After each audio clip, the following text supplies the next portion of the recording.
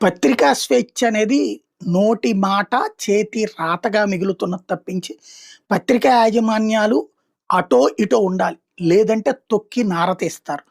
రెండవది ఏడిబిచ్చుకు తినటం. కులాల పేరిట ఏడిపించుకు తినటం దగ్గర నుంచి వాళ్ళని ఆర్థికంగా నానా తిప్పలు పెడుతున్నారు. జర్నలిస్టుల బ్రతుకులు ఎప్పుడో అటో ఇటో అయిపోయినాయి.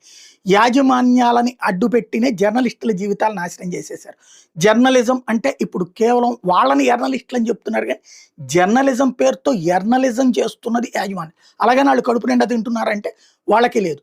రాజకీయ చదరంగంలో పావులుగా మారినటువంటి మీడియా యాజమాన్యాల సాక్షిగా జర్నలిజం చచ్చిపోయి చాలా కాలం అయిపోయింది మన తెలుగు రాష్ట్రాల్లో. ఇప్పుడు చక్కగా ఏదో కాస్తో కోస్తో కష్టపడి ఇప్పుడు బిగ్ టీవీ కొంచెం పుంజుకుంటోంది.